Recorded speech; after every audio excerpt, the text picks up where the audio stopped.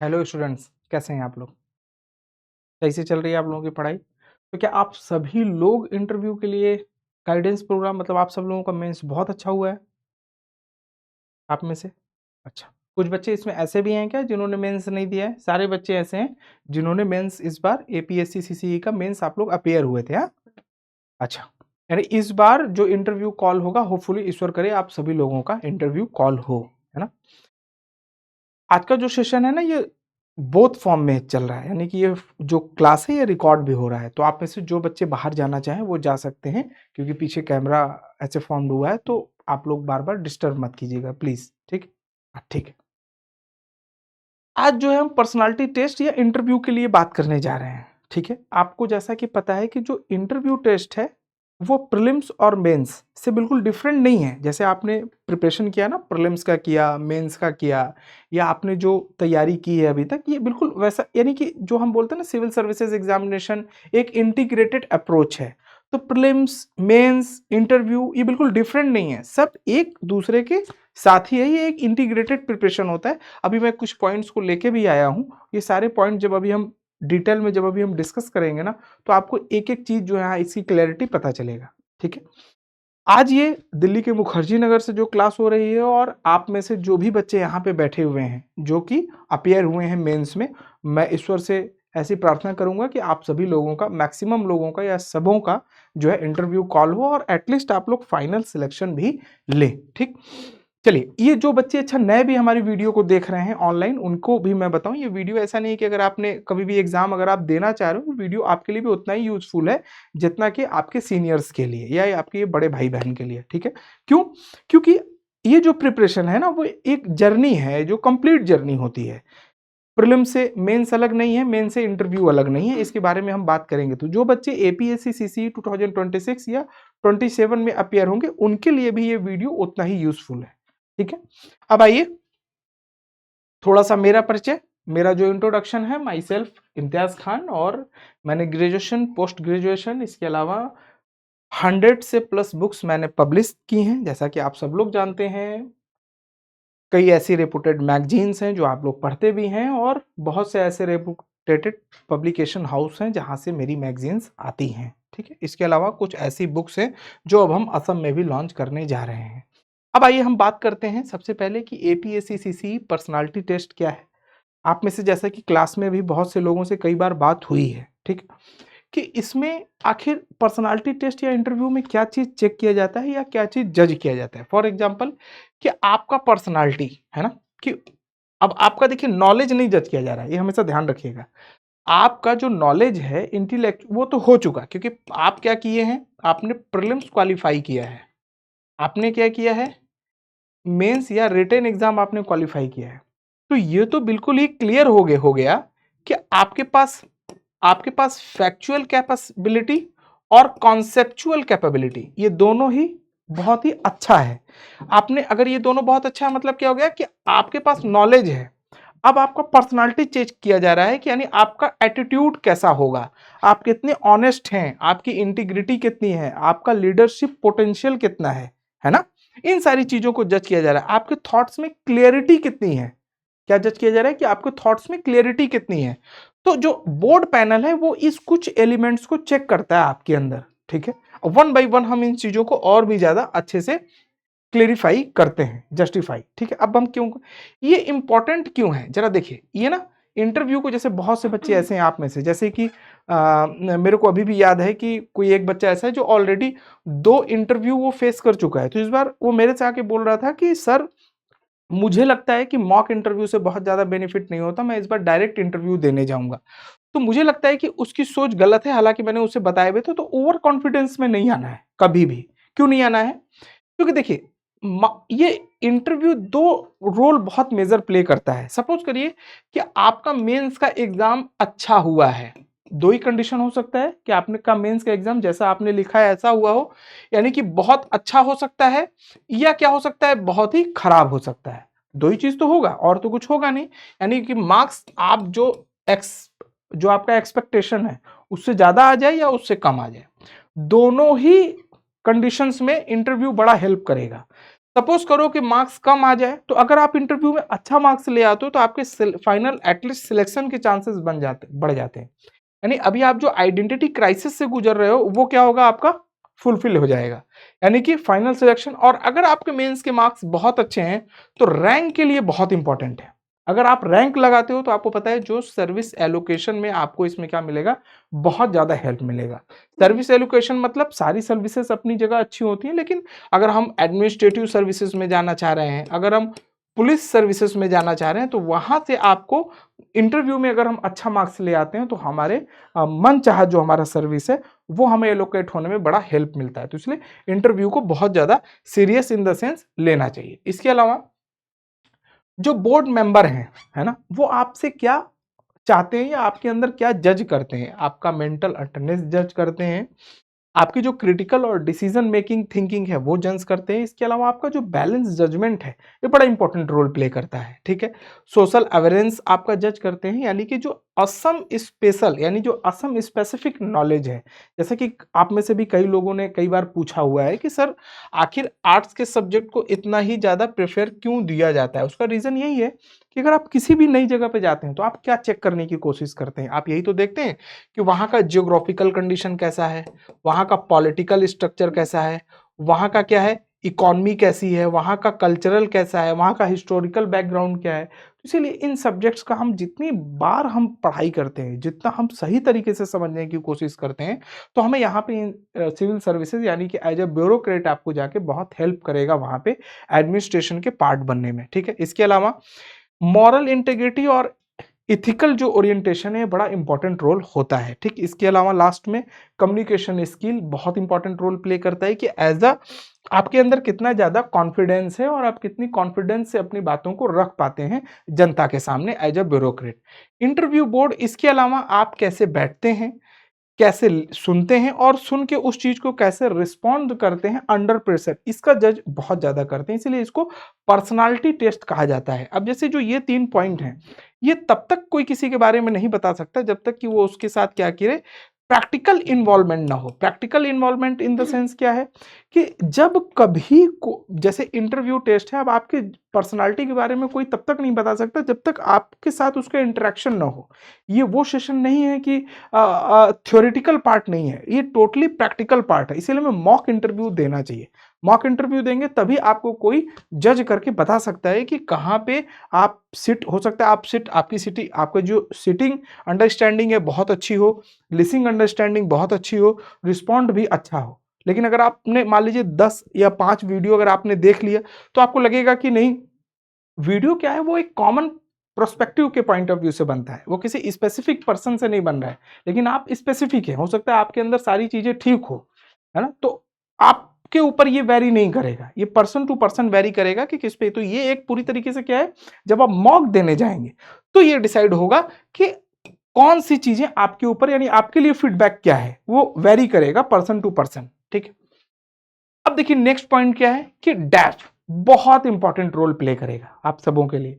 आप में से हालांकि 2-3 लोग जब डैफ कंप्लीट कर रहे थे या जब वो अपनी प्रिपरेशन कर रहे थे, शुरू से जो मेरे साथ इन्वॉल्व हैं, उनको मैंने कुछ चीज बता भी रखा है, अगर आप लोगों को ध्यान हो तो, कि एजुकेशन बैकग्राउंड, आपका subject subject optional in the sense कि हमेशा ये होता है कि अगर आप किसी ने आपने कोई अगर स्पेशल सब्जेक्ट लिया है या किसी आपने स्पेशल सब्जेक्ट से मान लीजिए पीएचडी कर रहे हो या आप पीडीएफ कर रहे हो यानी कि पोस्ट डॉक्टरल फेलोशिप, तो वहां बड़ा इंपॉर्टेंट रोल प्ले करता है। या आप किसी स्पेसिफिक इंस्टीट्यूट से पढ़ के आए हो या आप फॉरेन से पढ़ के आए हैं, तो भी यहां से क्वेश्चन पुटअप यानी कि जो डैफ है वो प्राइमरी सोर्स होता है बोर्ड मेंबर्स के साथ आपके क्वेश्चन को बनाने में या आपके लिए क्वेश्चन को बिल्ड करने में, उनके लिए बहुत क्या होता है ये प्राइमरी। इसके अलावा आपका होम टाउन आपका डिस्ट्रिक्ट क्या है, वहां से क्वेश्चन पुटअप होते हैं। आपने अगर कोई जॉब किया हुआ है यानी कि आपका कितना वर्सेटाइल जॉब था या आप जॉब के साथ प्रिपरेशन कर रहे हैं, तो ये सारी चीजें बहुत इंपॉर्टेंट रोल प्ले करती हैं। इसके अलावा आपकी हॉबी और आपका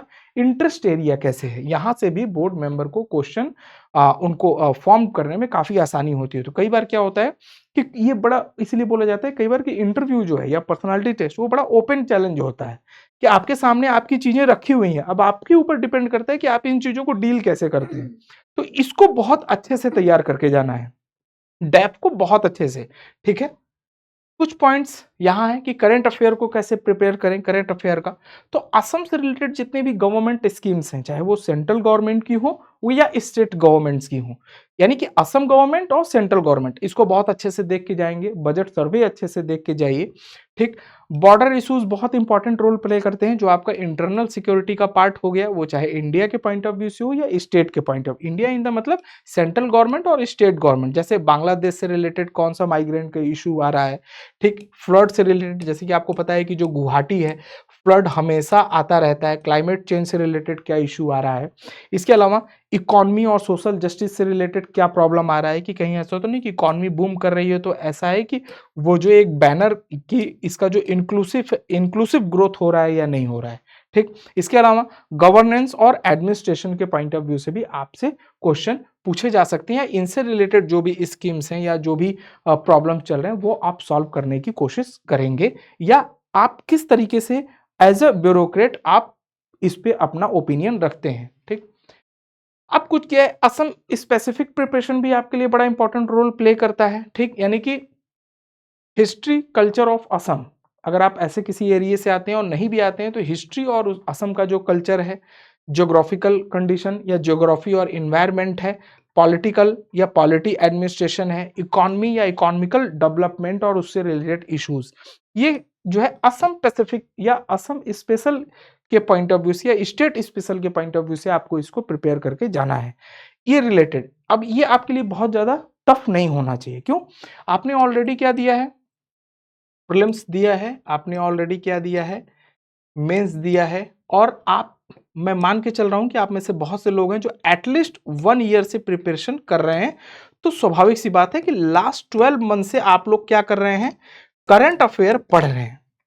तो बस आपको क्या करना है, सेगमेंट चेक कर लेना है कि कहाँ कहाँ से कौन कौन सा सेगमेंट आ रहा है, जैसे नेशनल फिर इकोनॉमिकल, तो उसमें आपको क्या कर लेना है, फिल्टर कर लीजिएगा कि कौन कौन सा पॉइंट है। तो जो आपको मेजर पॉइंट लगेगा या मेजर इश्यूज लगेंगे उसको आपको एक बार इसका एक शॉर्ट नोट्स या इसको आप पॉइंट आउट अलग से कर लीजिएगा। ठीक है, अब ओपिनियन बेस्ड क्वेश्चन ये बड़ा इंपॉर्टेंट रोल प्ले करता है। जैसे कि क्लास में एक दो बच्चे ऐसे हैं जिनका ओपिनियन बेस्ड क्वेश्चन में अच्छा इंटरेस्ट रहता है, जैसे में what kind of officer do you want to be, क्या आप किस तरीके का ऑफिसर चाहते हैं, या how will you how will you tackle corruption, what are the major challenges of Assam today. देखिए कई बार क्या होता है, जैसे सपोज करिए कि आप कभी भी कोई भी न्यूज़ पढ़ते हैं ना, या कोई भी आप क्या देखते हैं, मूवी देखते हैं या कोई भी टॉपिक पढ़ते हैं, तो आपको क्या करना है कि आप जब तक, कोई भी अगर राइटर है, वो राइटर तो अपने पॉइंट ऑफ व्यू से कोई चीज़ लिख रहा है, आपका अपना ओपिनियन कितना उस पर बनता है या आप उस पर कितनी अपनी थिंकिंग रखते हैं।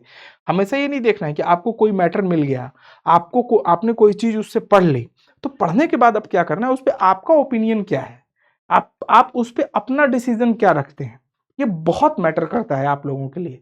तो ये इंटरव्यू बोर्ड पैनल में हमेशा ये देखा जाता है कि मान लीजिए अगर कभी आपसे ये पूछे कि असम के पॉइंट ऑफ व्यू से आपको आज क्या दिखता है कि असम में सबसे बड़ा चैलेंजेस क्या है, तो ये आप तब तक नहीं बता सकते जब तक आपका अपना ओपिनियन ना हो, जब तक आपके पास क्वालिटी एजुकेशन ना हो, और या आपकी अंडरस्टैंडिंग और आपका बेसिक कॉन्सेप्ट बहुत अच्छा ना हो। जब ये अगर क्लियर है तो आप इस बात का जवाब बहुत अच्छे से दे सकते हैं, है ना। तो ध्यान रखिएगा, be honest, balance and realistic हमेशा जवाब हमें देना होता है बोर्ड मेंबर के सामने। ठीक है, इसके अलावा कुछ चीजों को ध्यान रखिएगा। अगर हम इथिक्स इंटीग्रिटी की बात करें तो यहाँ पे क्या है, moral courage, decision making, public interest and personal interest, और हमेशा थिंक लाइक क्या है, सिविल सर्वेंट। आपको जो भी बात करना है एक सिविल सर्वेंट के पॉइंट ऑफ व्यू से बात करना है, और हमेशा जो आपकी बात है उसमें क्लैरिटी होनी चाहिए। कभी भी हमें ऐसी बात नहीं करनी है कि जिससे आपको ये लगे कि, या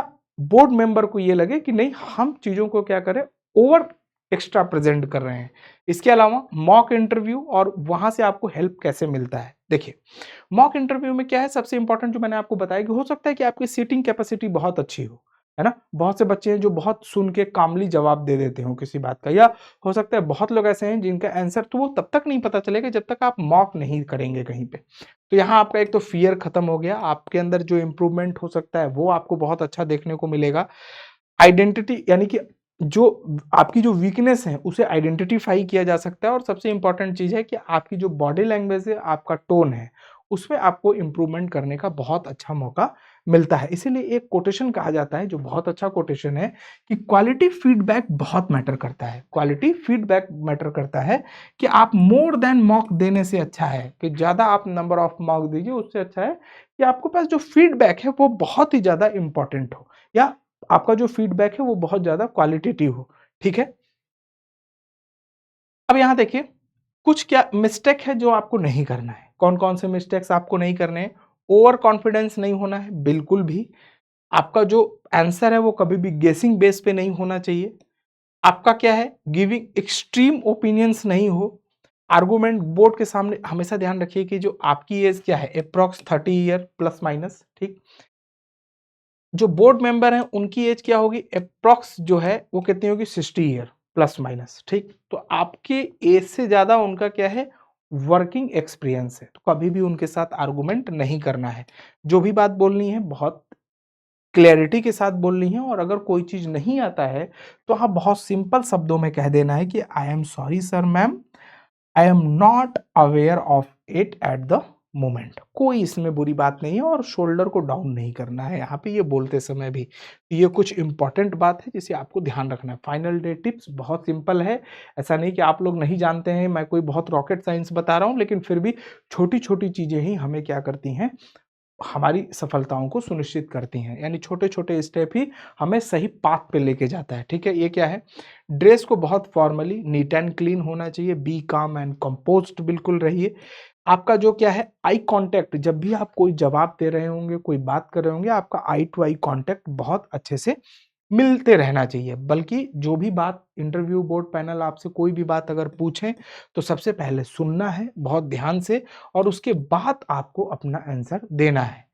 और जो भी आंसर आप देंगे वो स्माइल के साथ रिस्पेक्टफुली, बिल्कुल है ना, कि नेचुरल वे में देंगे। चाहे वो पॉजिटिव आंसर हो यानी कि आपको आ रहा हो या नहीं आ रहा हो। मना भी करना है तो उतने ही कामनेस के साथ आप उस आंसर को देंगे, ठीक है? Be yourself, the board wants a real person not a text book. Board आपको क्या चाहता है? एक रियल पर्सन चाहता है जो कॉमन सेंस के आधार पे, जिसका प्रेजेंट ऑफ माइंड क्या हो, बहुत स्ट्रांग हो। क्यों? मैंने पहले ही बताया कि आपका जो इंटेलेक्चुअल या आपका नॉलेज वो पहले से ही जज कर लिया। अब वो ये देखना चाह रहा है कि आप कितने रियलिस्टिक पर्सन हैं, ठीक है? होपफुली आज की वीडियो या आज का जो ये सेशन है वो आप लोगों के लिए बहुत हेल्पफुल होगा। फिर भी अगर कोई क्वेरी होगी तो आप हमें पूछ लीजिएगा आके। अभी क्लासरूम के इसके बाद ऑफिस में भी पूछ लीजिए। ऑनलाइन में जो बच्चे हैं वो कमेंट कर सकते हैं। हमारी टीम उनको जवाब देगी। बहुत जल्दी हम गुवाहाटी में भी अवेलेबल आपको मिलेंगे।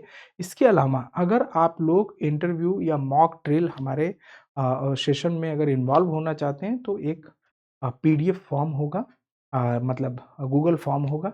पीडीएफ उसका डाउनलोड कर लीजिएगा या जिस भी फॉर्मेट में होगा आप उसे क्या कीजिएगा, फुलफिल कर लीजिएगा। तो वहाँ से हम आपको सारा चीज़, आपको इन्फॉर्मेशन मिल जाएगा, ठीक है? Thank you very much. Next session में भी हम आपसे मिलेंगे, ठीक है? थैंक